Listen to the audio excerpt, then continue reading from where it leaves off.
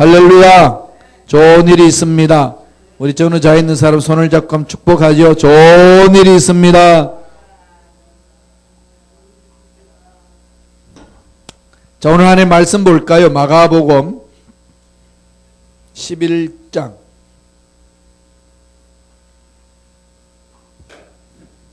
마가복음 11장 12절에서 14절까지만 읽겠습니다. 마가복음 11장 12절에서 14절. 마가복음 11장 12절에서 14절 다 같이 한 목소리로 천천히 읽겠습니다. 이튿날 그들이 베다니에 나왔을 때에 예수께서 시장하신지라 멀리서 잎사귀 있는 한 무화과 나무를 보시고 혹 그 나무에 무엇이 있을까 하여 가셨더니 가서 보신즉 잎사귀 외에 아무것도 없더라. 이는 무화과의 때가 아님이라. 예수께서 나무에게 말씀하여 이르시되 이제부터 영원토록 사람이 내게서 열매를 따먹지 못하리라 하시니 제자들이 이를 듣더라. 아멘. 오늘은 이 저주받은 무화과 나무, 저주받은 무화과 나무, 이게 하나 예수님이 기적을 일으키시는데 파괴적인 기적, 부정적인 기적은 이 무화과 나무를 저주하는 사건만 있는 거죠. 물론 이제 그라사의 귀신을 쫓아낼 때에 돼지 떼에 들어가 가지고 돼지가 다 떨어져서 이제 죽는 그런 것도 이제 있긴 했지만은 실질적으로 예수님이 선포하셔 가지고 이런 뿌리가 말라버리는 이런 저주 사건은 무화과 나무에서만 처음 있습니다. 이 무화과 나무의 이 저주받은 무화과 나무의 교훈이 우리에게 주는 엄청난 메시지가 있죠. 여러분 그 강의안을 보세요. 보면 그림이 하나 나오죠. 이 그림이 유명한 화가의 그림입니다. 뉴욕 브루클린 박물관에 가야 볼 수 있는 그림인데 그걸 제가 여러분한테 볼 수 있도록 기회를 드렸습니다. 감사하시라. 이게 뭔가 하면은 저주받은 무화과 나무에 대해서 그린 그림이에요. 이게 이제 자메 티소트라는 화가인데 프랑스 화가입니다. 아주 이 그림이 섬세하고 잘 그려요. 그래서 1836년에서 1902년 동안 살았던 그 화가입니다. 이 무화과 나무를 이렇게 되어 있는데 이 무화과 나무 저주 사건이 유명한 거죠. 이 엄청난 메시지가 있습니다. 큰 그림이 있어요. 그게 뭔가 하면은 무화과 나무는 누구를 상징하죠? 이스라엘 상징하잖아요. 그래서 무화과 나무를 빗대어서 이스라엘의 흥망성쇠를 이렇게 종종 선포하곤 합니다. 그러니까 무화과 나무 저주 사건은 이스라엘 나라가 이스라엘의 하나님을 섬기는 백성들이 하나님을 등지는 삶이기 때문에 멸망받는다는 선포예요. 무화과 나무의 저주의 사건은 이스라엘의 멸망을 경고한 겁니다. 오늘 마가복음 11장에는요 두 가지 사건이 같이 곁들여 있어요. 하나는 무화과 나무 저주했던, 그래서 그 나무가 뿌리가 말라버리는 그런 기적이 일어나는 사건이 있고, 예수님이 성전에 들어가 가지고 성전을 청소하는 사건이 있습니다. 그게 같이 연결되는 거죠. 이게 주는 교훈이 있습니다. 오늘 이 교훈을 살펴보도록 하겠습니다.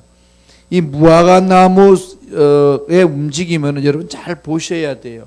지금 이 미국이 트럼프 대통령이 지금 이스라엘의 수도를 어디로 옮기죠? 텔아비브에서 예루살렘으로 가죠? 그 무슨 일이 일어날까요? 모르지, 그죠? 무슨 일이 일어날런지. 심각한 사건들이 일어날 수 있습니다. 예루살렘에는 예루살렘 성전에 거기 지금 뭐가 되어 있는지 아시나요? 원래 예루살렘 성전이 지역이 솔로몬 성전이 어디에다가 지은지 아시나요? 어디? 예루살렘 언덕에. 그렇지. 그 언덕이 무슨 언덕이죠? 아브라함이 이삭을 제물로 드린 산이죠. 예, 모리아산. 이삭이 제물로 드린 그 산 위에 솔로몬이 성전을 지었습니다. 그게 그 성전이 계승에 내려오면서 그 예수님 시대 때에 선포했죠. 이 성전이 멸망받으면 이제 새로 이제 건립될 것이다. 내가 이거 멸망시키고 건립해도 할 수 있다. 예수님이 부활하신 것을 이제 상징적으로 비유를 해주셨는데 70년대에 로마가 점령하면서 디도 장군이 와가지고 다 쓸어버렸죠. 그래가지고 벽돌과 벽돌에 또 다 무너졌습니다. 왜 그런가 하면은 그 돔이 황금으로 됐기 때문에 불이 나니까 금이 녹잖아요. 녹으니까 이 건물 틈새로 이제 들어가가지고 하니까 그 금을 캐내기 위해서 벽돌과 벽돌 사이도 다 허물어 버린 거죠. 예수님 예언하신 대로 다 허물어졌고, 그렇게 해서 지금 그 자리에 통곡의 벽, 그 자리는 이스라엘 백성들이 들어갈 수 있고, 그 모리아 산 위에는 모슬렘 성전이 세워져 있어요. 그 화려했던 솔로몬 성전은 이제 사라지고 바벨론 포로 이후에 끌려갔던 그것도 있고 예수님 시대 때에 또 재건됐던 헤롯 성전도 다 허물어지고 다 끝난 거죠. 끝나고 지금은 모세, 그러니까 이슬람들이 예배드리는 이슬람 성전이 거기에 써 있어요. 그러나 지금 이스라엘 백성들은 뭘 원하죠? 모리아산의 예루살렘 성전이 다시금 회복되기를 원해요. 그런데 텔아비브에 있다가 이제 수도를 예루살렘으로 갑니다. 뭘 암시할까요? 잘 눈여겨보세요. 앞으로 이 시대가 어디로 가고 있는지 여러 가지로 이제 상징적으로 보여주는 거죠. 지금 이스라엘 백성들하고 아랍인들이 가장 긴장 지역이 이제 예루살렘 성전 그 지역인데 거기는 유엔이 지키고 있고, 그래서 통곡의 벽에는 유대인들이 마음껏 가서 예배드릴 수 있도록 만들어놨고, 그 성전에는 아랍인들이 이제 들어가니까 그 지역에는 분쟁 지역이라서 유엔이 관리를 해줍니다. 거기에. 그러니까 무기도 안 되고 모든 것이 안 되는 거죠. 그러니까 만약에 이제 이스라엘 백성들이 예루살렘을 치고 들어가 가지고 거기를 다 허물어 버리고 조립식으로 이제 예루살렘 성전을 짓는 것이 그들의 이제 소원인데, 거의 다 완성이 되어서 언제든지 이제 3일 만에 짓겠다 이런 거죠. 그러면 거기 3억이라는 인구가 있습니다. 아랍 계통의 이슬람 교도들이 숭배하는 그 성도 수가, 그런 3억대 이 경상도 많은 숫자 가지고는 감당하기 어려운 거죠. 그런데 이제 미국이 이제 개입하고 이렇게 되면은, 유럽이 이제 개입하게 되게 되면은 새로운 이 전쟁의 화약고로 이제 일어날 수가 있습니다. 그러니까 지금 세계 이제 긴장이 이제 주어질 수 있는데 기도하면서 한번 지켜보세요. 참 주님이 오실 때가 심히 가까운 이 상황 속에 펼쳐지는 모습인데, 좀 익사이팅하게 돌아가지 않나요? 지금 참 되게 익사이팅하게 돌아가요. 이 시대가. 기도하면서 살펴보셔야 됩니다. 그런 상황 속에 무화과 나무도 순한 11가지, 무화과 나무가 싹이 나와가지고 11가지가 되면은 시대 분별을 좀 해라 그랬습니다. 그러나 이 무화과 나무는 늘 유대인을 가르쳐요. 주님이 상징적으로. 그러니까 무화과 나무 순이 연해진다는 게 뭘까요? 유대인들이 마음이 바뀌어서 유대교에서 빠지지 아니하고 예수를 믿습니다. 그러니까 메시아닉 주라고 그러죠. 예수 믿는, 그러니까 유대인이 예수 믿는 사람을 메시아닉 주라고 그러대. 메시아닉 주, 유대인인데 메시아를 예수가 메시아라고 믿는 사람을 메시아닉 주, 주는 유대인이죠, 그죠? 메시아를 이제 예수님을 메시아로 믿는 사람들, 메시아닉 주. 유대인 그리스도인들이 되는 것은요, 생명을 걸다시피 막 달려갑니다. 왜냐하면 유대인들이 방해해요. 전번에 여러분 흔적이라는 그거 영화 보셨죠? 다큐멘터리 우리 교회 사문대가 틀어드렸는데, 지금 정통 유대인들이 예수 믿는 메시아닉 주를 공격합니다. 폭탄도 막 집에 배달해가지고 터지게 하고 테러가 막 일어나거든요. 유대인이 자기 유대인들에게 테러를 하는 것은 지금 그 부분이 일어나고 있어요. 그러니까 정통 유대인들이 예수 믿는 것을 방해하는 거지. 왜 그럴까요? 사도 바울이 초대교회 때 예수 믿는 사람들을 핍박했던 현상이 그대로 일어나고 있습니다. 그 이유는 뭔가 하면은 그냥 신앙 고백 때문에 그래요. 예수는, 우리 신앙 고백이 뭐죠? 예수는 그리스도이시다. 이 신앙 고백이잖아요. 이게 초대교회 신앙 고백이에요. 예수는 그리스도이시다. 이게 이제 이게 준말이 뭐죠? 예수 그리스도. 우리는 예수 그리스도인데, 예수 그리스도 뜻이 뭐라고요? 예수는 그리스도이시다.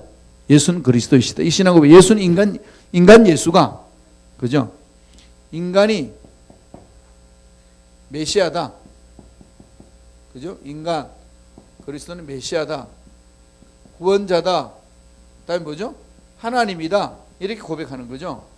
그래, 인간 하나님을 고백합니다. 예수님은 하나님이시잖아요. 이건 유대교, 정통 유대교에서 가장 걸리는 방해되는 요소입니다. 뭐가 되죠? 십계명. 예수님을 메시아로 믿지 아니하면은, 인간 예수를 메시아로 믿지 않으면은 제일 먼저 그들을 괴롭히는 것이 십계명이에요. 나 외에는 다른 신을 두지 마라. 하나님만이 신인데 인간을 보고 하나님이라고 그러니까 우상 숭배죠. 우상을 만들지 마라. 내 이름을 망령되이 일컬지 마라. 십계명, 1계명, 2계명, 3계명이 다 걸려요, 이거. 예수님을 메시아로 보지 아니하면은 예수는 그리스도이시다. 이게 지금 1계명, 2계명, 3계명 다 걸린다니까요. 그러니까 유대교에 정통한 사람들은 뭘 해야 되죠? 그렇게 고백하는 사람을 잡아서 죽여야 되는 거죠. 왜? 우상숭배하니까. 이 전쟁이에요. 그러니까 지금 악한 영들이 인간 예수를, 팔레스타인에 있는 예수를, 나사렛 예수를 하나님으로 고백하지 못하게 하는 거지. 메시아로 고백하지 못하게 하는 거죠. 그러니까 하는 게 뭐죠? 자기 정통 유대교를 지키기 위해서는 이렇게 가고 있는 이단들을 잡아서 죽여야 되는 거예요.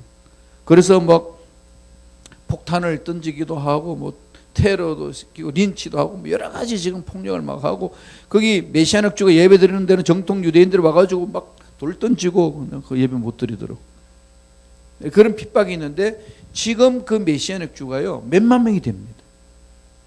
처음에는 200명인가 그밖에 안 됐는데 몇 년 사이에 그냥 확, 10년 사이에 그냥 확 증가가 되는 거죠. 부흥이 되는 거죠. 그분들이 예수를 믿게 되는 것은 이렇게 복음을 전하여서 예수를 믿는 것보다도 기적을 체험했습니다요. 꿈에 이렇게 말씀해 주셔가지고, 야, 이 캣지 524 놀스 캣지로 가봐라. 잠자는데 꿈에 그게 나와서, 그래서 들어가지고 문에 녹하는 거지. 그래서 묻습니다.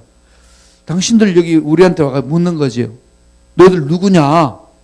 왜 그러냐 했더니, 내가 꿈에 주님이 나타나셔가지고 여기 가보라 그래서 갔다. 이게 누구냐? 아, 우리 예수 믿는 사람이다. 이렇게 해서 예수를 믿고 그렇게 해서 나타나는 사람인데, 지금 유대교, 팔레스타인은 그런 일들이 비일비재하게 일어나고 있습니다.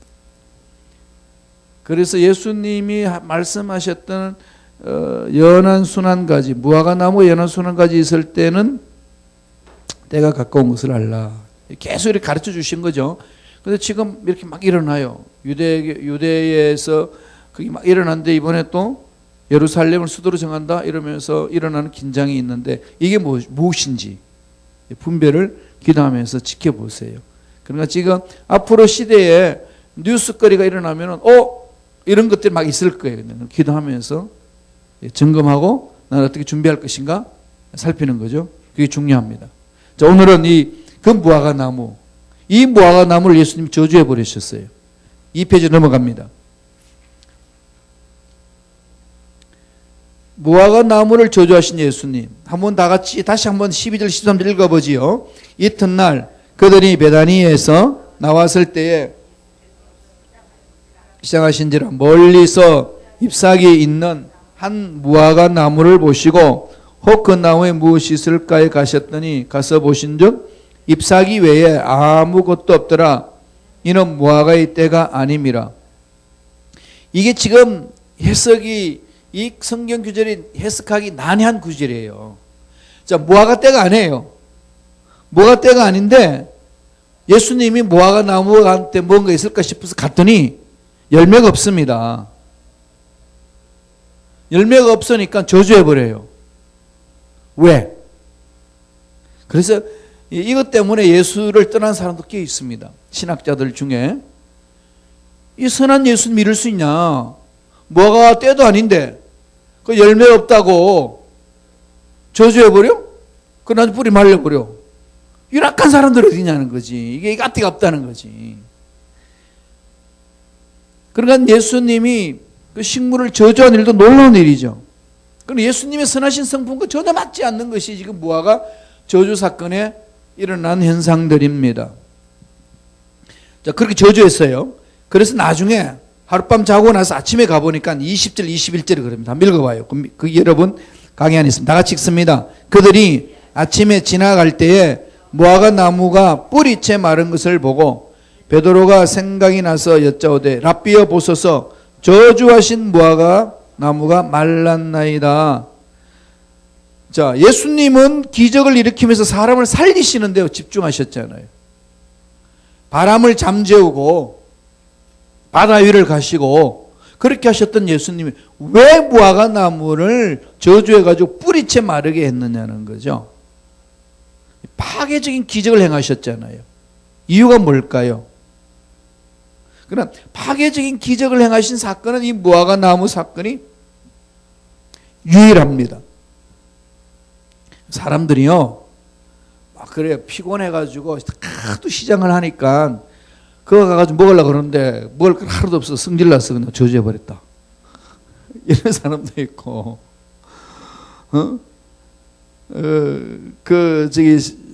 학자들이 그렇게 한 사람들도 있어요. 슈바이처 박사 있죠. 그분은 이런 부분을 좀 이렇게 리버하게 해석을 해요. 그분 신학자고, 의학자고, 음악가지 않았습니까? 세 가지 박사학위를 가지신 분인데, 아프리카에 가서, 밀림지에 가서 의로 선교를 하신 분인데, 성서 해석은 우리하고 많이 다르게 했어요. 좀 리버하게 했습니다. 그런 부분이 있어요. 그러면 과연 이게 여러분 생각해 보세요. 이 무화과 나무 때도 아니야. 분명히 성경에 그랬잖아요. 때도 아니야. 그런데 무화과 나무 열매 없어. 저주했어. 왜? 이게 이제 가장 큰 문제 제기죠. 이 부분을 오늘 풀어놔야 됩니다. 그러면 무화과 나무의 특징을 여러분 아셔야 돼요. 무화과 나무는요, 이 페이지 보면은 여러분 적어놨어요. 4월부터 10월까지 열매를 맺습니다. 5번 정도 열매를 맺는데요. 5번. 5번 열매를 맺는데 첫 번째 열매, 그 첫 번째 열매는요, 그 이름을 파괴라고 그래요. 파괴. 히브리 말로 파괴. 첫 번째 열매를 파괴. 이 파괴는 조그만해. 처음 열리는 열매니까 조그만한데 맛이 있대요. 그런데 그것을 다 따줘야 된대요. 첫 번째 열매는 무조건 다 따줘야 되는 거지. 따줘야 두 번째, 세 번째, 네 번째, 다섯 번째까지 계속 열려나가면서 열매가 커지는 거죠. 그럼 파괴를 따지 않으면은 두 번째 열매부터 나오는 그 열매를 맺을 수가 없다는 겁니다. 그러니까 첫 번째 열매는 주인과 상관없이 누구나 따먹게 만들어 놨다는 거죠. 그 열매를 위해서. 그게 파괴입니다. 그러면은 이 무화과 나무가 파괴에 있을 때에 뭐 하느냐? 잎사귀, 무화과 나무의 특징은 잎사귀가 열리면은 열매가 반드시 맺힙니다. 무화과자는 꽃이 안 피고 열매가 먼저 맺히는 거죠. 그러니까 잎이 피는 순간에 열매가 맺히기 시작하는 거지.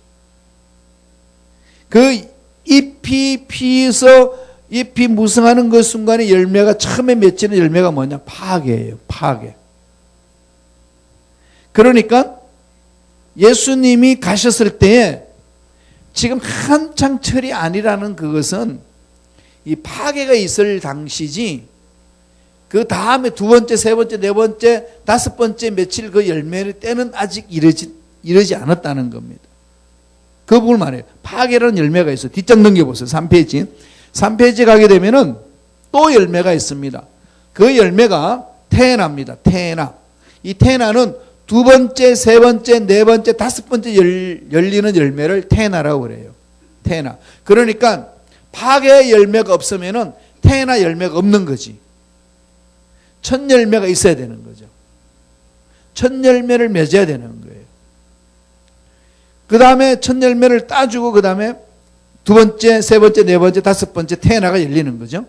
근데 지금 이 테나가 열리는 열매의 때는 아니야. 그럼 무슨 때죠? 파괴 때지.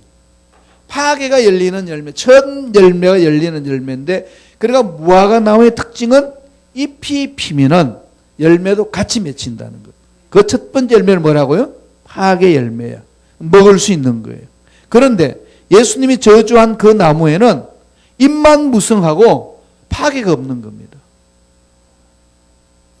그러니까 주님이 이 나무는 무화과 나무로서 가치가 없다는 거죠. 멸해버린 겁니다. 그래서 이제 저주해버린 거예요. 그 저주했는데 예수님의 그 기적이 말의 선포로 인해 가지고 뿌리채까지 말라버린다는 거죠. 이게 우리 신앙인들이 입술로 선포하는 능력이 어떤 것인지를 구체적으로 다시금 한번 보여주는 거죠. 나중에 이번을 다시 가르쳐 주시기도 하시는데, 저와 여러분들이 말로 사람을 죽일 수도 있고 살릴 수 있는 부분이 여기 있습니다. 그래서 자꾸 자기 자신을 축복하세요. 힘들고 어려울 때요, 그 힘들고 어려운 상황에 순종해가지고 나를 저주해서는 안 돼요. 그러니까 늘 그것과 싸워야 됩니다. 우리의 신앙의 자세는 싸우셔야 돼요. 자꾸 선포하셔야 돼요. 하나님의 말씀을 마음판에 새기면서 선포해야 된다는 거죠. 그래서 이 파괴와 테나의 관계, 이것을 오늘 주님이 무화과 나무를 저주한 것은, 즉 잎이 있으면 파괴는 열리게 되어 있어요. 무화과 나무 특징이 그렇습니다. 잎이 있으면 파괴가 있는데 파괴가 없다는 거죠. 그건 가치가 없다는 겁니다. 그래서 저주했다는 거예요. 여기서부터 출발하셔야 돼요. 이걸 여기서부터 출발하지 아니하면은 전혀 논리적으로 안 맞고 이해할 수 없는 이 무화과 나무 저주 사건이 일어나는 겁니다. 그러니까 첫 열매, 파괴, 첫 열매가 있어야 되는 거죠. 첫 열매 파괴가 있어야 되는데, 이 첫 열매로 인해 가지고 두 번째, 세 번째, 네 번째, 다섯 번째 이 열매가 열리는 거죠. 그래, 이 열매를 뭐라고 그러죠? 테나. 참 예수님이 이 부분을 우리들한테 큰 그 교훈을 하고 있는데, 성경에도 이걸 늘 이야기를 하고 있죠. 처음 사랑을 처음 체험하고 그 사랑으로 성숙해 나가는 건데, 이 부분을 사도 바울이 고린도 후서 5장 17절하고 골로새서 3장 10절로 나중에 설명을 해줍니다. 고린도 후서는 뭐죠? 누구든지 그리스도 안에 있으면 뭐라고 그러죠? 새로운 피조물. 이 새 존재죠. 새 존재가 되는 것은 이건 순간적. 믿는 순간에 새 존재가 되는 거죠. 내가 내 자신을 바라볼 때는 옛 습관이 남아있기 때문에 새 존재를 느끼지 못하는데, 예수님을 나의 구세주를 믿는 순간에 영적으로 하나님은 새롭다 인정하시는 거죠. 내 삶을 보고 새롭다고 말씀하시는 게 아니라 예수 십자가를 믿는 믿음 보시고 새롭다고 칭해 주는 겁니다. 순간적이에요. 첫 열매죠. 그죠? 첫 열매. 여기서부터 이 순간적으로 새로워지는 것부터 우리 신앙 생활이 시작되는 거죠. 그 다음에 골로새서 3장 10절은 뭐죠? 새로운 존재가 되었으니 지식에까지 새롭게 된다. 지식에까지 새롭게 된다는 거죠. 이것도 새 존재죠. 여기 새 존재. 이 새 존재는 새로운 존재 된 다음에 계속 나아가는 이 테나의 열매 같은 거예요. 파괴가 있고 테나가 있듯이 새 존재 순간적이면은 새 존재는 뭐죠? 점진적인 거죠. 두 번째는. 이거는 만들어져 가는 거죠. 그러니까 이 점진적으로 새로워지는 것은 새 존재, 이 고린도 후서 5장 17절에 나오는 이 순간적인 새로운 존재가 없으면 점진적으로 새로운 존재 안 됩니다. 병아리가 되는 것은 암탉이 순놈하고 교배해가지고 알을 낳았을 때 유정란이 돼야 생명이 있어요. 유정란이 되는 순간을 새 존재, 순간적이죠. 그 유정란을 20일간 품으면 병아리가 됩니다. 점진적으로. 그런데 유정란이 아닌 무정란을 품으면 20일 후에는 뭐가 될까요? 썩어버리는 거죠. 생명이 없었기 때문에. 계란 유정란인지 아닌지 구분될 수 있나요? 처음에 낳자마자 모릅니다. 그러니까 영적으로 우리가 예수를 믿는 순간에 새 존재가 되면은 우리는 몰라요, 육안으로. 믿음의 역사, 신비고 영적인 세계죠. 하나님이 아시는 거죠. 그래서 순간적인 이 새 존재를 카이노스라고 합니다. 카이노스. 점진적으로 새로워지는 것을 네오스라고 그래요. 네오스.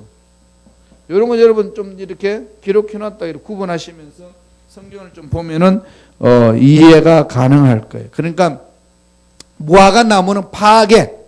그 다음에 두 번째, 세 번째, 네 번째, 다섯 번째 열리는 열매는 뭐라고요? 테나. 그래서 지금 가장 어디서 출발하죠? 파괴에서부터 출발하는 거예요. 예수님이 왔는데 무화과 나무 잎은 무성한데 이 파괴가 없는 거지, 첫 열매가. 이 심판받는 거예요.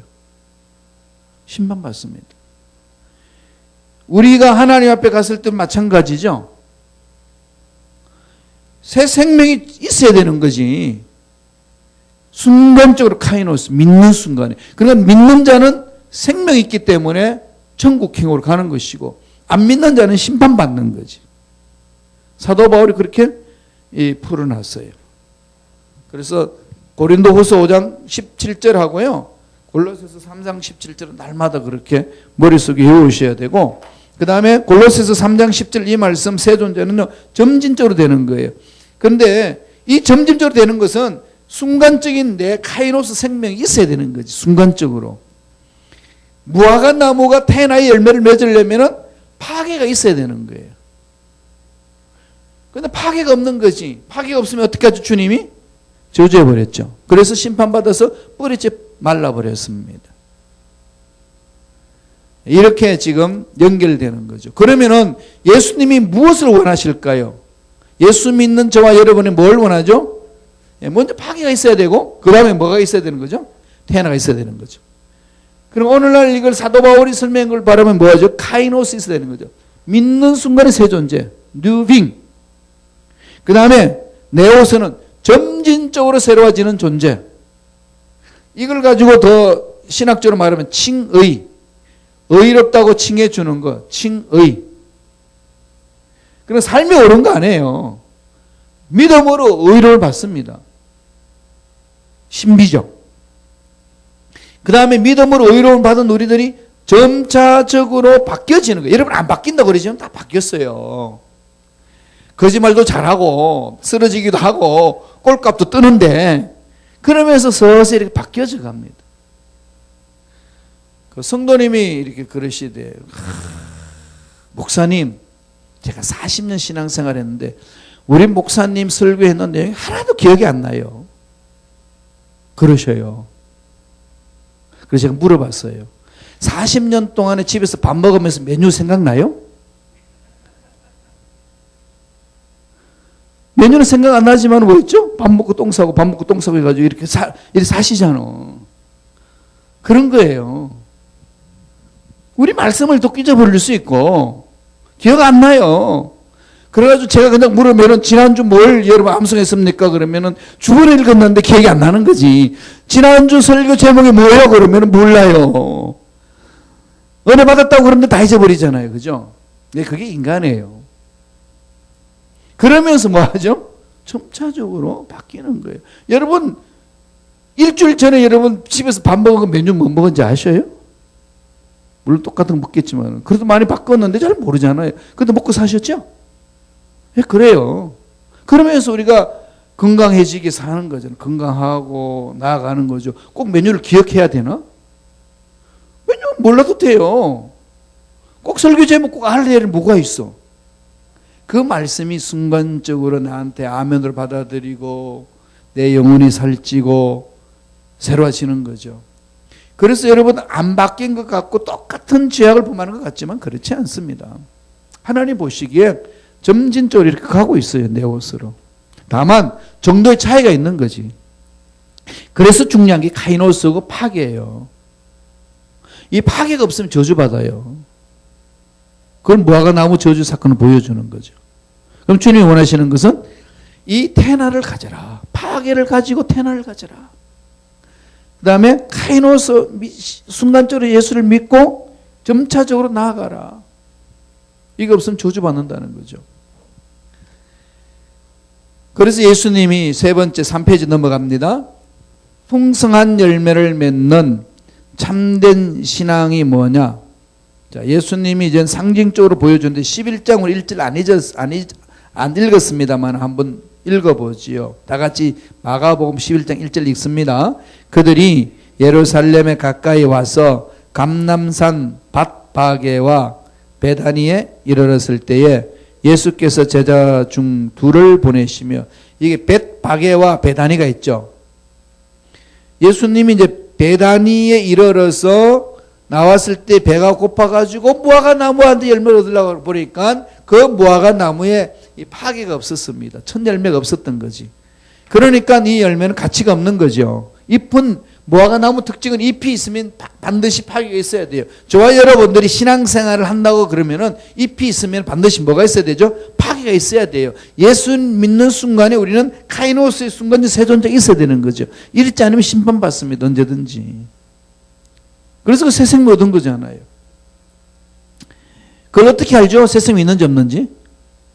예수님을 나의 구세주를 믿고 마음으로 믿어 의에 이루고 입으로 신하여 구원에 이른다고. 그 말씀에 대해 근거하는 거죠. 그리고 약속의 말씀에 근거하여서 내가 구원받느냐 안 받느냐를 아는 겁니다. 감정을 아는 게 아니고 막 뜨거우면 뜨거우면 구원받은 것 같고 뜨겁지 않으면 구원받지 않은 것 같고 이런 거 아니에요. 그건 뜨거워질 수도 있고 안 뜨거워질 수도 있어요. 냉랭해질 수도 있습니다. 그것과 상관없습니다. 중요한 것은 약속의 말씀을 믿느냐 안 믿느냐 여기 차이가 있는 거죠. 마귀는 자꾸 흔들 거예요. 절대로 흔들리지 마세요. 약속의 말씀에 근거해서 구원의 확신을 갖는 거죠. 벳바게와 베다니로 갔다. 벳바게와 베다니 뜻이 뭘까요? 베트라는 말은 집이에요. 베들레헴. 베들레헴이 무슨 뜻이죠? 떡집. 예, 베트라는 말은 집이라는 거예요. 집. 히브리 말로 좀 이렇게 여러분들의 눈을 좀 즐겁게 하기 위해서는 베트.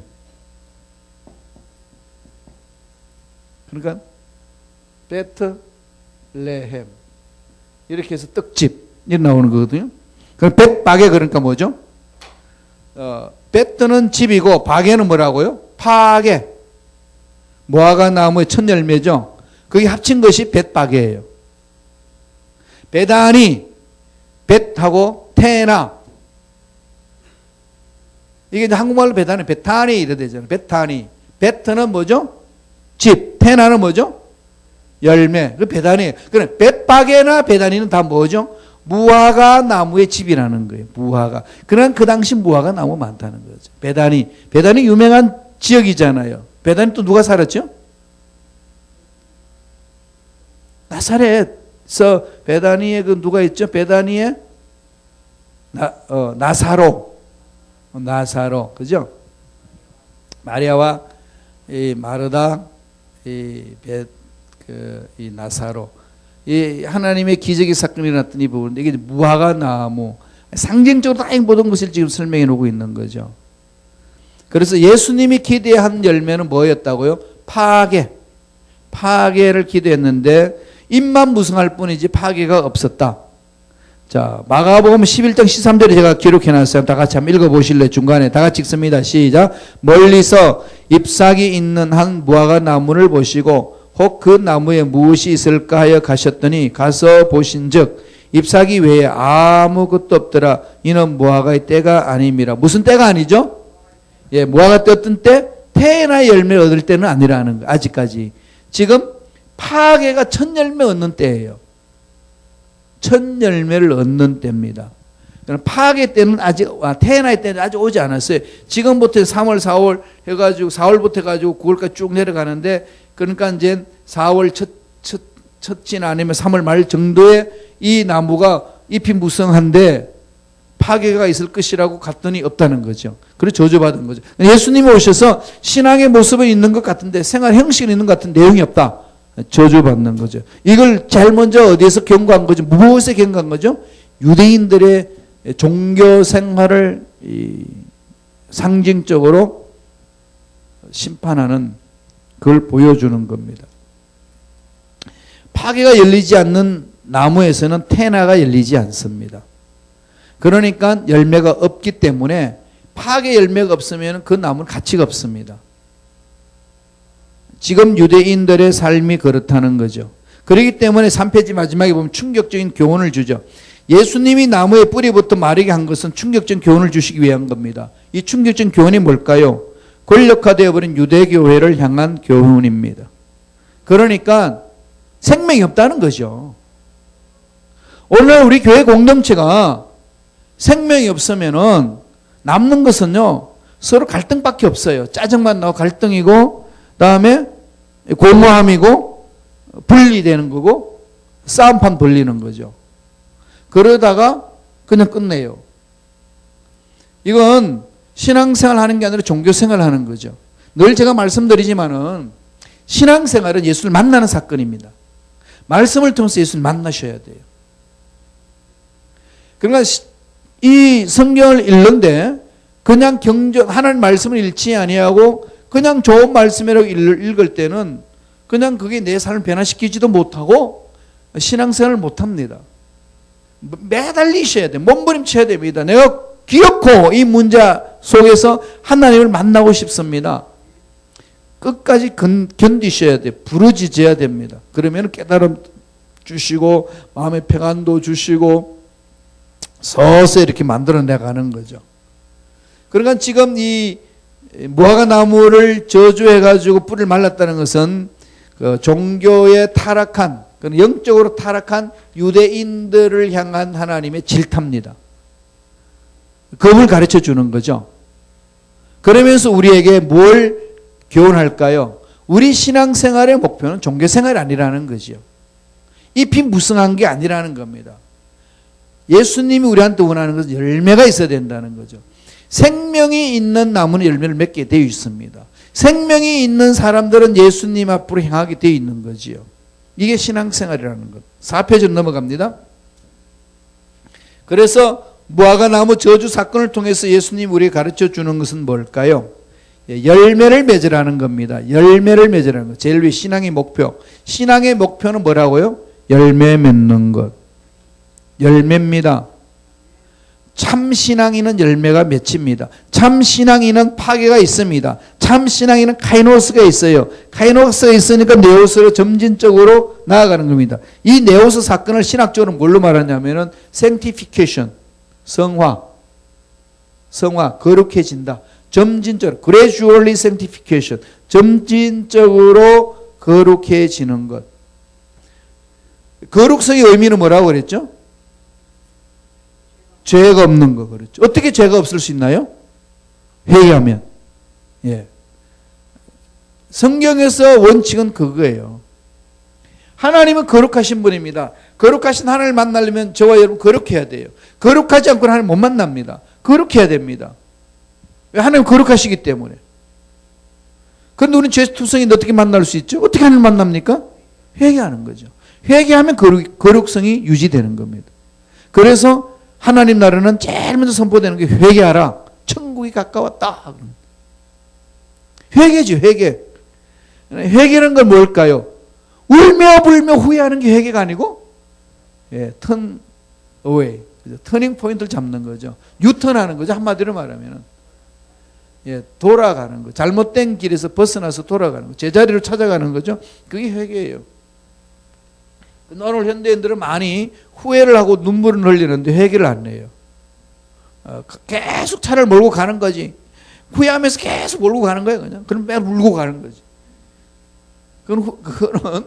그건 회개하는 거 아니에요. 그럼 어떻게 잘못된 길을 하면은 내가 왜 여기 이 길로 가고 있지? 그러면서 계속 달려가는 게 아니고 돌아가면 되는 거죠. 이게 회개예요. 이게 하나님이 원하시는 거라는 거죠. 여기에 생명이 있는 겁니다. 여기에 거룩함이 있는 거죠. 단순한 겁니다. 신앙생활 너무 어렵게 생각할 필요 없어요. 어느 바보가 차 몰고 가면서 100마일을 달리면서 내가 잘못 가고 있지 바보야 왜 잘못 가고 있나 계속 달리는 인간이 있나요? 어떻게 하죠? 유턴하지. 돌잖아요. 단순한 겁니다. 그런데 자꾸 울면서 그냥 그 길 가고 있어요. 그래서 거룩하지 못한 거예요. 그래서 참된 종교는 열매 있습니다. 반드시 열매 있어요. 하나님 원하시는 것은 그 열매를 원합니다. 첫 열매, 파괴 잊지 마세요. 무화과 나무의 저주 사건은 그걸 말하는 거죠. 엄청난 영적인 깊은 진리가 있고 우리 신앙 전체를 지금 말씀하고 있는 거죠. 형식에 매이지 말고 내용을 찾아라. 이겁니다. 그래서 하나님 만나는 거죠. 몸부림치면요 만나게 돼 있어요. 팍 뚫립니다. 어느 순간에 깜깜 밤에 불 팍 켜면은 순간적으로 환해지잖아요. 하나님의 진리는 그래요. 그러니까 내가 10년을 왔는지 잘 모르겠습니다. 그러지 마시고 그냥 매달리세요. 하나님이 그 사람의 방법대로 성격대로 하나님 만져주시거든요. 그래서 사람이 싹 이렇게 체험되는 사람도 있고 순간적으로 그냥 막 불처럼 뜨겁게 하는 사람들도 있고 뭐 여러 가지 방법이 있습니다. 다 동일하게 해줄 수는 없어요. 점진적으로 가는 것들이 참 많이 있다는 것. 꼭 사건 통해가 뒤집혀지는 현상이 있는 게 아니라는 것. 그래서 열매입니다. 신앙의 목표는 뭐라고요? 열매. 파괴가 있어야 되는 거예요. 파괴가. 네 번째로 4페이지 네 번째로 예수님을 닮아가는 참된 신앙을 말씀하는 거죠. 예레미야 선지자를 통해서 하나님이 선포를 해 주셨어요. 우리 한번 읽어볼까요? 예레미야 17장 7절 8절 다 같이 읽습니다. 시작. 그러나 물은 야훼를 의지하며 야훼를 의뢰하는 사람은 복을 받을 것이라. 그런 물가에 심어진 나무가 그 뿌리를 강변에 뻗치고 더위가 올지라도 두려워하지 아니하며 그 잎이 청청하며 그 가무는 해에도 걱정이 없고 뭐가 없다고요? 결실이 그치지 않는다는 거예요. 열매가 반드시 있다는 거예요. 그렇잖아요. 여러분 나무 길러 보세요. 유실수가 영양분 충분히 빨아들였는데 열매가 없다는 거짓말이에요. 열매 반드시 있습니다.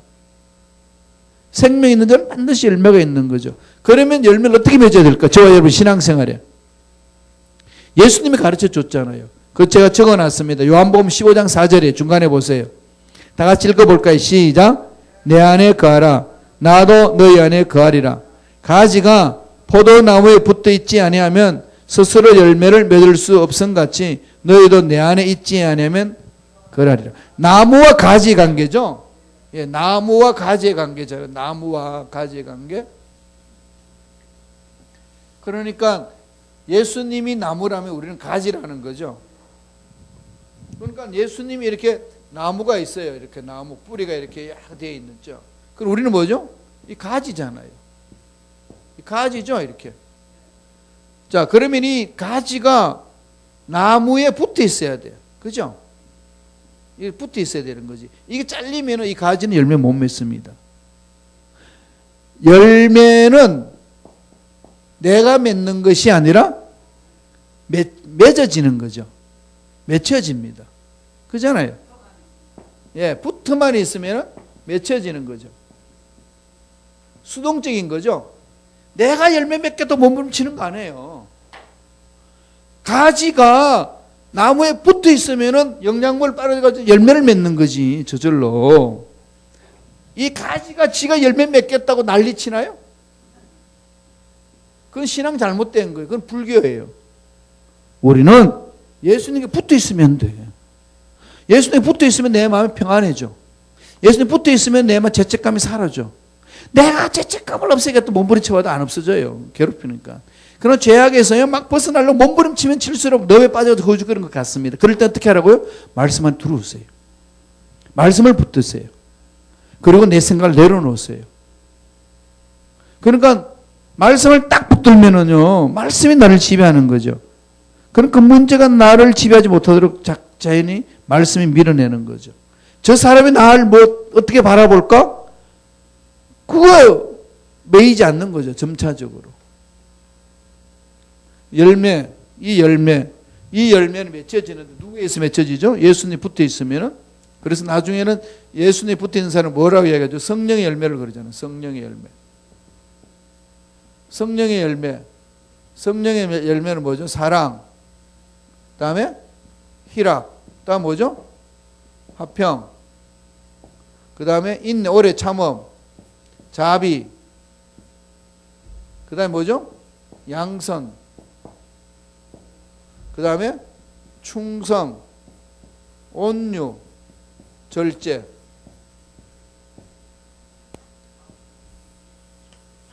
예, 러브에서 시작해서 절제가 뭐죠? 셀프 컨트롤이죠.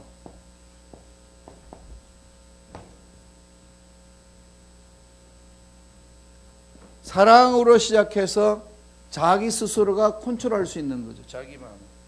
신앙의 성숙도는 그렇게 하는 거죠. 이걸 우리 한국말로 표현하면 뭐가 되죠? 내공이 강해진 거. 이 내공이 강하면은 이 소림사 도사들 여러분 이 막 내공을 확 돌을 닦아가지고 막 몽둥이를 팍 두들기 펴도 몽둥이가 막 부질러지고 막 그거 보셨어요? 걔네들은 이게 기를 가지고 이야기하는 건데 하나님이 창조의 질서를 걔네들이 이용하는 거거든요. 하나님 모르고 있잖아요. 하나님이 우리가 가는 건데 우리 영적으로는 내 속 사람이 가득 차는 거죠.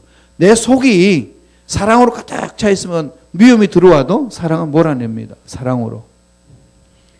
무기력하게 막 의지 박약 있는 건데 내 마음에 절제가 있으니까 규모 있게 사는 거죠. 규범이 있습니다. 온유가 뭐죠? 부드러운 것뿐만 아니라 흔들리지 않는 거잖아요. 그건 충성, 한 마음이죠. 딱 집중해 나가는 거죠. 이게 다 뭐죠? 성령의 열매예요. 이건 예수님의 성품이에요. 이 예수님의 성품은 성령에 의해서 이루어지는 거죠. 어디에 있을 때? 예수 십자가에 붙어 있을 때, 가지에 있을 때. 내가 뭐 막 해가지고 사랑이 넘쳐나 그거 아니에요. 예수님이 십자가에 붙어 있기만 하면 됩니다. 그러면 속에서 맺혀지는 거죠. 그럼 늘 어디 집중해야 될까요? 예수님에 집중하고 말씀에 집중하는 거죠.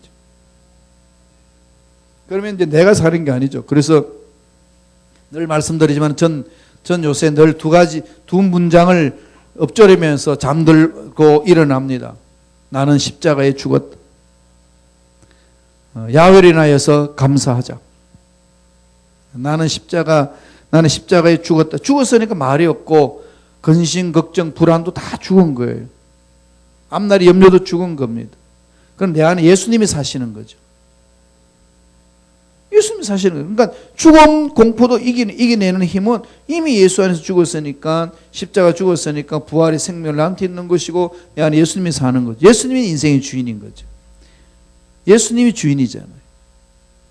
로드가 주인이라는 거죠. 그러니까 예수님 그러면 세이비어, 구세주라고 그러죠. 그 다음에 로드 그러죠. 로드가 우리가 주잖아요. 주님 할 때 로드 주인이죠. 그럼 대한민국은 이게 주자가 두 가지 의미가 있어요. 술주자가 있고 주인 대심이 있는데, 그러니까 그 다들 주님을 주인으로 모시자고 그랬더니 자기도 주인으로 모신데 뭘 모시냐? 술주자를 모시고 날마다 술과 함께 더불어 자기 삶의 주인이 되게 하시는 거죠. 예수님이 주인이니까요. 나는 십자가에 죽으면 예수님이 내 안에 사는 거죠. 그러니까 어떤 환경이 있든 기뻐할 수 있는 것은 야훼로 인하여서 기뻐할 수. 주님으로 인하여 기뻐한다는 거. 이게 자꾸 한번 마음판에 새기고 선포해 보세요. 그러면 이게 나를 괴롭히는 그 모든 것에서 이겨낼 수 있습니다. 간단하게 하지만은 감사를 배우는 거죠. 그러니까 예수 안에 사는 자는 입에서 늘 감사가 외쳐지잖아요. 무엇을 가져서가 감사가 아니에요. 예수님이 다 책임져 주신다는 확신이 있으니까 감사가 외쳐지는 거죠. 그래서 열매를 맺는 게 아니라 맺혀지는 겁니다. 내가 하는 거 아니에요. 내가 돌을 닦는 게 아닙니다. 성령 충만하게 되면은 자연히 가야 된다는. 그게 요한복음 15장 4절은요. 여러분 이게 늘 마음판에 새기셔야 돼요. 내 안에 거하라. 내 안에 거하라. 믿음이죠. 안에 어떻게 거합니까? 약속의 말씀을 믿는 거잖아요. 그러면 약속 말씀이 있는 그곳에 내가 거기 있어서 가지가 포도나무에 붙어 있지 않으면 스스로 열매를 맺을 수 없음같이 너희도 내 안에 있지 않으면 그러리라. 그러니까 스스로 못하는 거죠. 기도도 스스로 하는 거 아니에요. 기도는 누구로 하는 거죠? 하나님의 뜻을 찾는 거죠. 하나님 마음을 찾는 거죠. 내 문제가 이렇게 이루어지기를 원합니다라고 땡깡 부르는 게 아니고 하나님 이런 문제 있는데 하나님 어떻게 만져주시렵니까? 이 문제를 어떻게 풀어야 됩니까? 그걸 하나님께 물어보는 거죠. 그럼 하나님이 만져주시는 거죠. 그럼 하나님이 널 뜻을 깨달아서 그 뜻 안에서 나갈 수 있도록 이끌어 주시는 거죠. 이 부분을 이야기를 합니다. 나무와 관계. 그래서 그렇게 할 때 예수님을 닮아가는 거죠. 신앙생활 성숙하면 어디 있느냐? 이런 것이 내 속에 있는 거죠. 신앙 성숙한 사람 이게 있습니다. 그래서 사랑과 희락, 기쁨이 있죠. 평안, 샬롬이 있죠. 오래 참지요. 자비하죠. 양선 있죠. 선을 베푸는 거죠. 무슨 환경 관계없이 충성하죠. 한 마음이잖아요. 개는 내가 개 키워보신 분 계시나요? 개는요 주인을 한번 딱 정하면 마음 안 바꿉니다. 참 이렇게 개를 사러 갈 때에 내가 이제 개를 살고 내가 끌어안고 있고 가오면은 이미 자기 주인으로 정하는 거죠. 개 사러 가가지고 안고 들어오면은 딱 받아서 집에서 키울 때요 자기하고 이렇게 관계를 맺어주는 사람을 주인으로 정해요. 그럼 그 사람은 쫓아다니죠. 그런데 그 주인이 없으면은 걔는 영특해가지고 먹고 살기 위해서 옆에 있는 사람한테 또 꼬리 흔들고 아양 떨어요. 그런데 주인이 돌아오면은요, 그때 붙지도 않고 주인은 달려가죠. 저 멀리서 발자국 소리만 들어도 알아요. 걔는요, 주인 안 바꿉니다. 그래서 한국에는 뭐보다 못한 놈이라고 그러죠? 개보다도 못한 놈. 개보다 못한 놈이 뭘까요? 함부로 마음이 왔다 갔다 하는 거지. 예수님을 주인으로 모셨으면은 세상에 아무리 유혹해도 안 바꾸는 거지. 이게 마음에 딱 잡혀 있는 거죠. 온유는 흔들리지 않습니다. 그래서 셀프 컨트롤이 되는 거죠. 이 9가지를 널리 묵상하세요, 이렇게. 이러면서 이제 열매를 맺는다는 것은 묵상하면서 나아가는 거죠. 자, 5번째로 갑니다. 4페이지. 그럼 예수님이 기대하신 첫 열매가 뭐라고요? 예, 파괴. 그래서 예수님의 생명을 구하는 거죠. 생명을 얻습니다. 5페이지 넘어갈게요. 자, 5페이지로 갑니다. 5페이지 가게 되면은 예수님이 왜 저주하셨죠? 열매였기 때문에. 열매. 첫 열매가 없으면 저주받는 거죠. 그래서 그때 무화과 나무를 저주했다는 것은 유대교회가 메시아이신 예수님을 알아보지 못한 거예요. 그래서 그 유대교회에 영적으로 심판받는 걸 말하는 거죠. 생명이 없는 자는 심판받습니다. 그래 열매 맺지 못하는 거죠. 바리새인들이 왜 심판받았겠어요? 열매가 없는 거예요. 예수님 메시아를 못 알아보는 거지. 사도계인도 그래. 성경은 열심히 잘 아는데 토라를 달달달달 외우다시피 했는데도 메시아를 왔는데도 메시아를 못 읽는. 왜 메시아를 인정하지 않을까요? 지 생각에 빠져 있으니까. 지 생각이 메시아를 기대한 거죠. 그런 영적으로 열어야 됩니다. 우리 신앙생활에 나갈 때 신앙생활은 이런 것이라고 정해놓은 것은 다 깨야 됩니다. 교회 생활은 이런 것이면 다 깨야 돼요. 그럼 어디로 가야 되죠?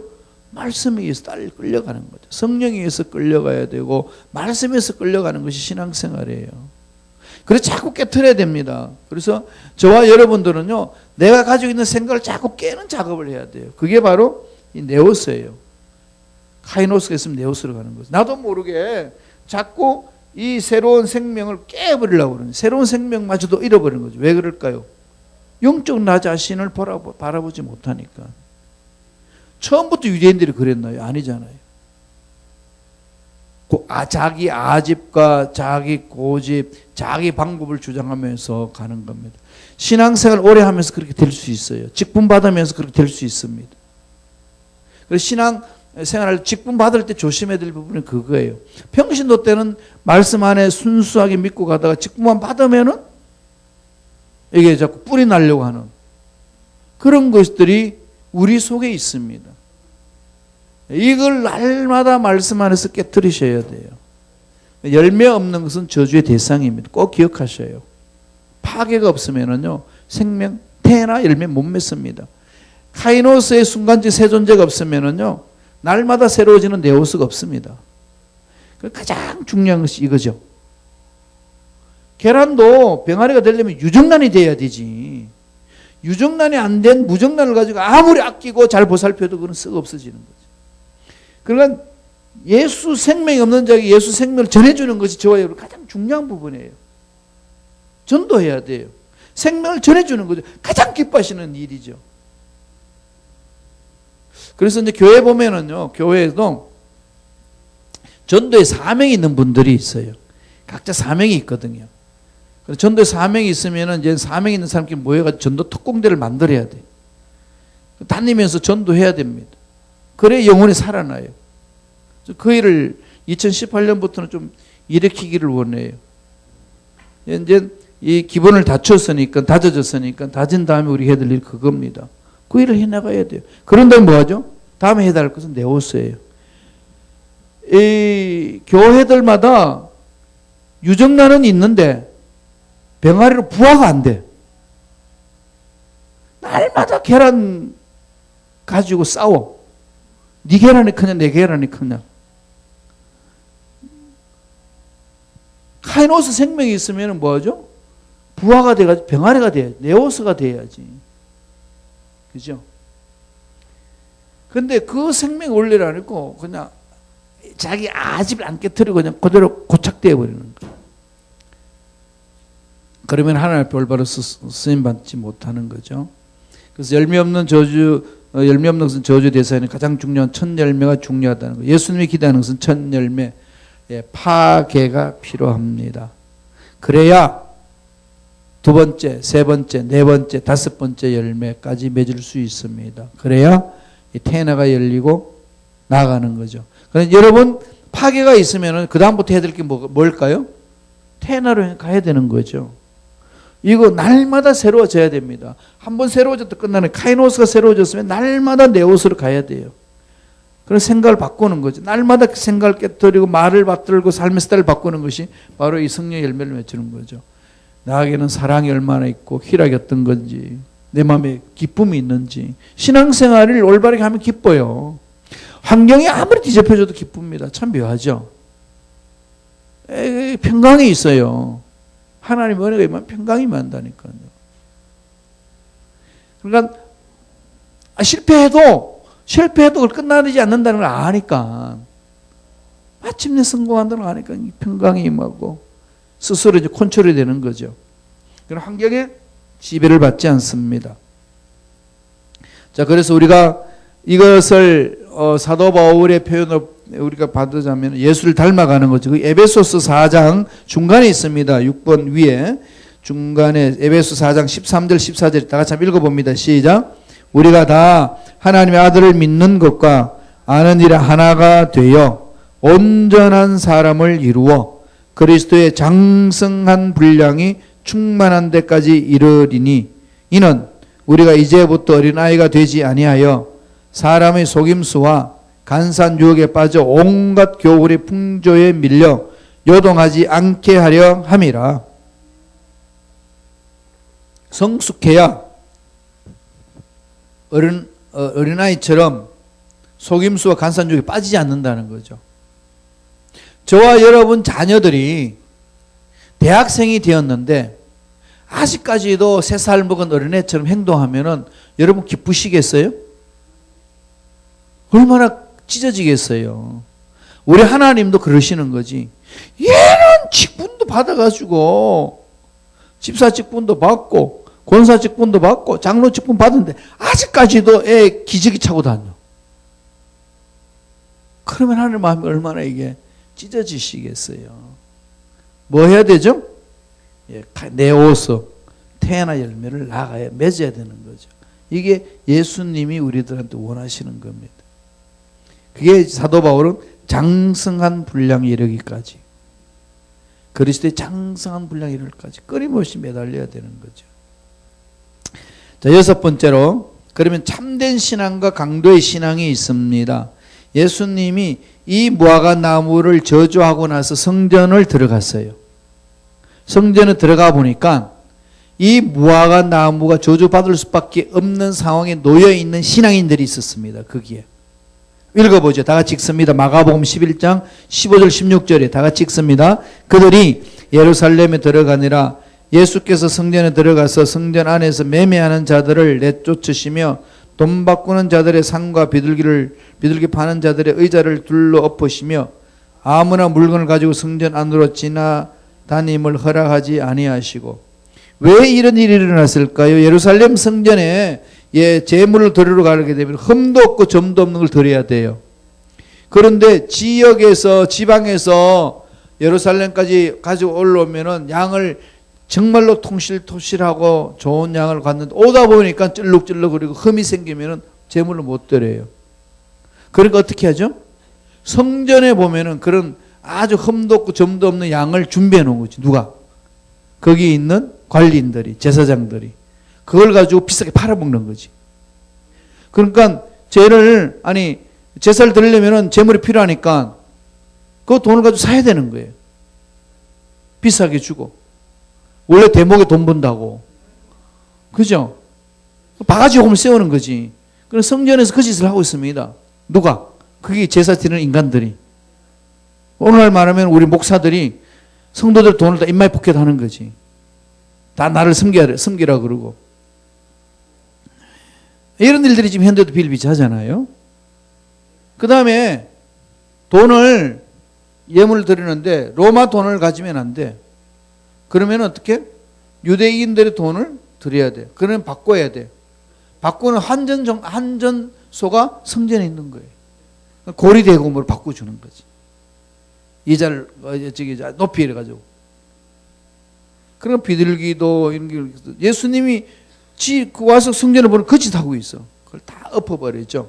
다 엎어버리는 거. 지금 유대인들이 하고 있는 거짓은 거짓이다.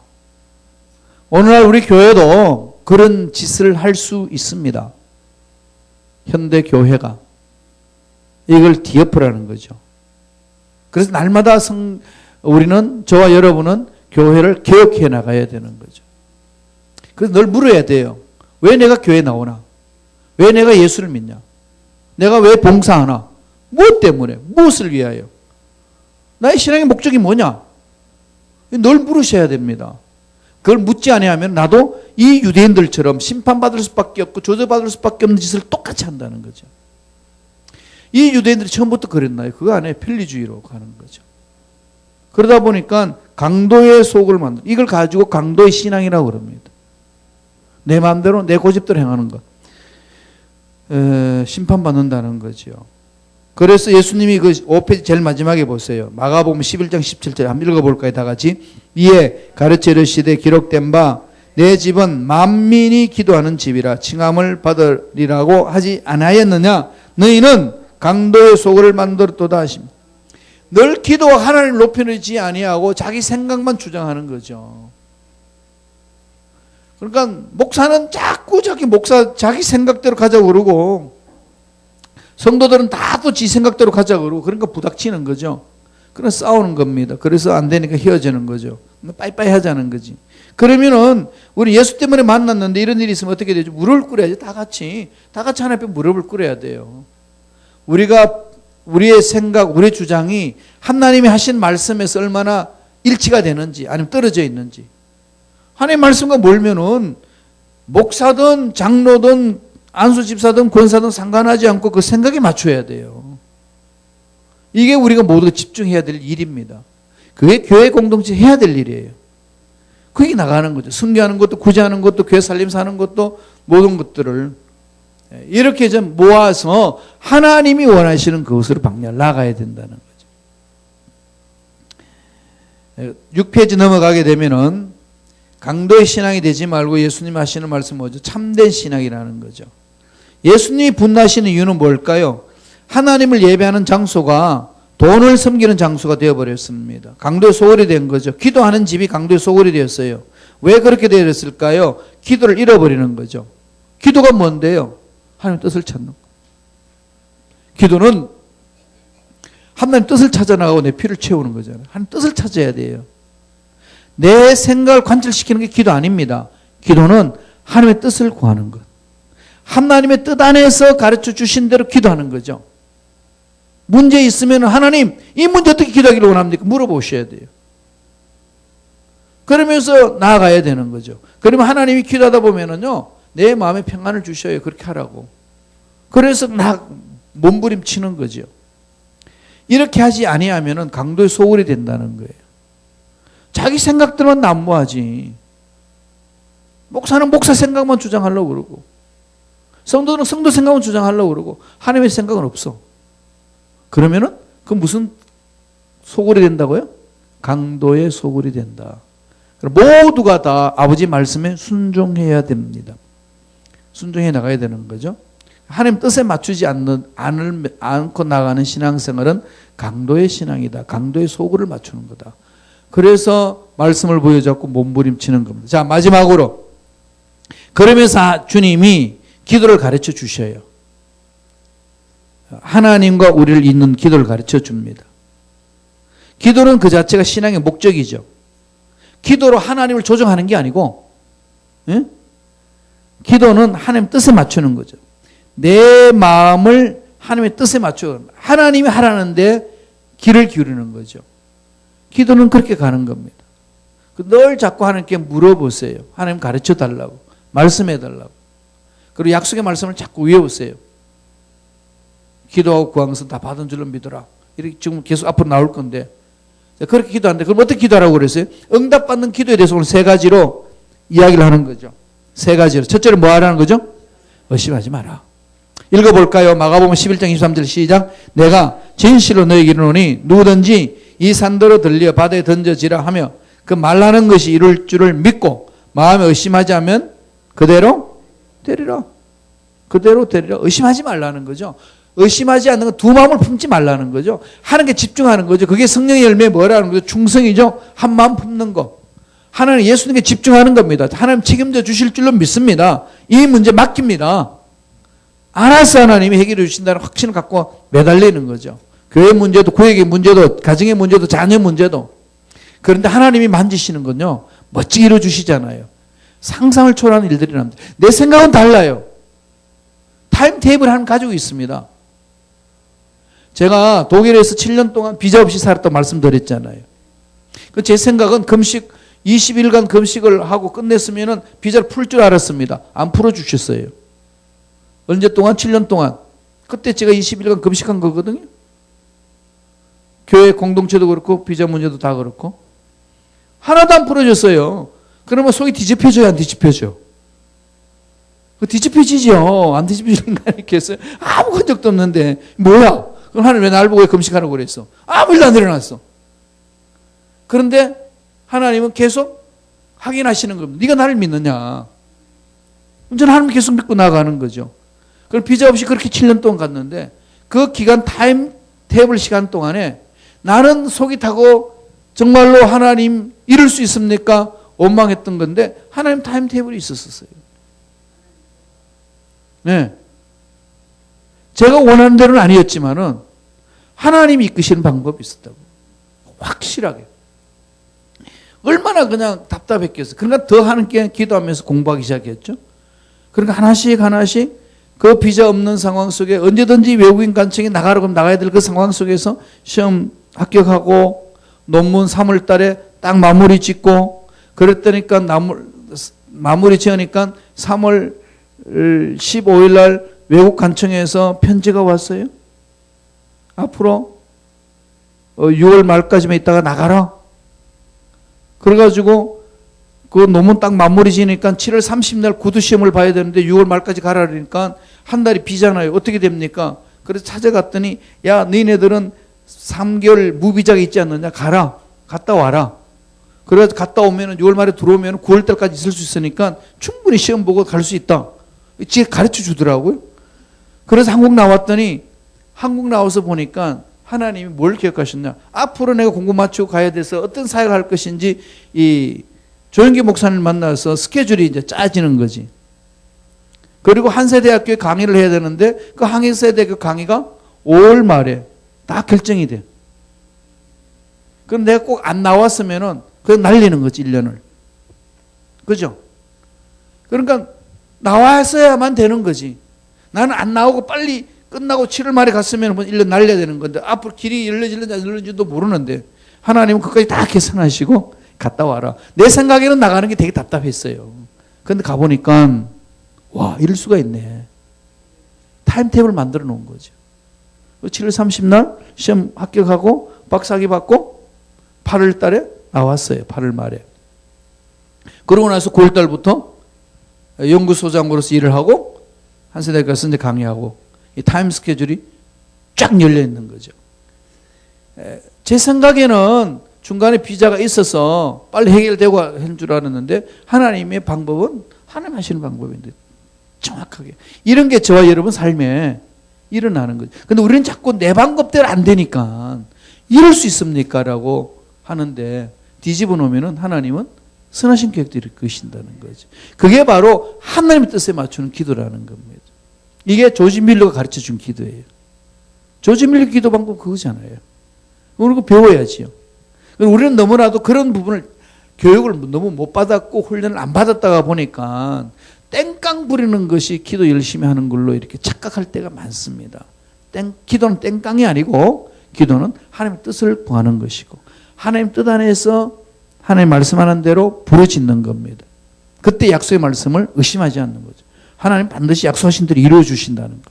두 번째, 뭘 하라는 거죠? 받은 줄로 믿어라. 읽어보죠. 마가복음 11장 24절 다 같이 읽습니다. 그러므로 내가 너희에게 말하노니 무엇이든지 기도하고 구하는 것은 받은 줄로 믿어라. 그리하면 그대로 되리라. 이게 완료형이죠. 기도는 받은 줄로 믿는 거예요. 완료형으로 기도하는 거죠. 이미 주신 줄로 믿습니다. 앞길을 열어주신 줄로 믿습니다. 제가 채찍에 맞으면 나음을 입었다 싸우니 약속의 말씀을 믿고 우리 기도합니다. 나은 줄로 믿습니다. 자꾸 선포하면서 가는 거죠. 언제까지? 될 때까지. 그 다음 마지막 세 번째 뭐 하라는 거죠? 용서하라. 읽어보죠. 다 같이 읽습니다. 시작. 서서 기도할 때 아무에게나 혐의가 있거든 용서하라. 그리하여 하늘에 계신 너희 아버지께서도 너희 혐오를 사하여 주시리라 하시니라. 용서라는 거. 용서는 나 자신을 위해서 하는 거죠. 하나님과 관계 통로가 막히는 것을 뚫는 길이 용서입니다. 용서는 어떻게 하나요? 잊어버리는 거죠. 잊어버리는 겁니다. 그 다음 또 하나는 뭐죠? 잊어버리면 어떻게 되죠? 십자가를 바라보는 거죠. 주님이 십자가 안에서 내가 어떤 일이 일어났는지. 바로 이게 나무에 매이는 거, 접붙임하는 거죠. 그래서 잊어버린다. 용서의 방법은 잊어버리고 십자가를 바라보라. 잊어버리고 십자가를 바라보라. 잊어버리는 거 함부로 쉽지 않지 않습니까? 그러니까 우리는요 하나님이 주신 복이 있어요. 망각, 잊어버리는 거. 잊어버리는 건 하나님의 선물이에요. 그러니까 나를 괴롭히는 사람을 잊어버리고 내가 다른 사람에게 선한 걸 해준 걸 잊어버리는 거죠. 이런 훈련이 자꾸 이렇게 하다가 보면은 성령께서 내 마음을 만져주시는 거죠. 그래서 회복되는 겁니다. 그래서 무화과 나무의 사건은 바로 이 유대인들의 저주 잘못된 신앙에 대해서 심판이 있는데 그 심판이 왜 있느냐? 올바로 기도하지 않고 올바로 예배를 드리지 않음으로 강도 소굴을 만든다는 것. 그래서 그렇게 될 때는 열매가 없어서 저주받는다는 것. 이게 심판의 방법이라는 것. 오늘날 우리 신앙생활에 있어서 주님이 저주받은 무화과 나무의 기적을 통해서 우리에게 그것을 가르쳐 주고 있습니다. 그래서 정리하자면은 우리는 올바로 기도해야 되고 올바로 예배 드려야 되는 거죠. 그래서 제일 먼저 중요한 것은 하나님 주님의 것은 파악에 첫 열매가 있어야 된다는 것. 첫 열매가 있어야지 태나 열매가 계속 이어져 나가는 것. 그 다음에 카이노스, 예수 그리스도를 믿는 순간에 새 존재가 된다는 것. 약속의 말씀에 그게 믿는. 그럴 때 새 존재가 되었으면 그 다음부터는 뭐죠? 점진적으로 새로워져라. 내 옷으로 가라. 성화가 돼. 칭의 성화. Justification, Sanctification. 의롭다고 칭해줬으면 의롭게 된 자들이 의로운 삶을 살도록 노력하는 것이 네오스. 이건 우리의 노력이 필요한 거죠. 네오스는. 이거는 하나님이 주시는 거고 내가 몸부림치면서 예수님 앞에 붙으려고 믿음으로 믿고 나아가면 열매를 맺히는 거죠. 네. 질문이 있나요? 없으면 우리 기도할까요? 하나님 우리를 붙들어 달라고 우리 생각, 우리 말, 우리 삶을 붙들어 주셔서 예수님께 딱 붙어 있을 수 있도록 지켜달라고. 예수님 보호해 주셔야 돼요. 다 같이 우리 주의 삼창하시고 통성으로 간절히 기도합니다. 주여! 주여! 주여!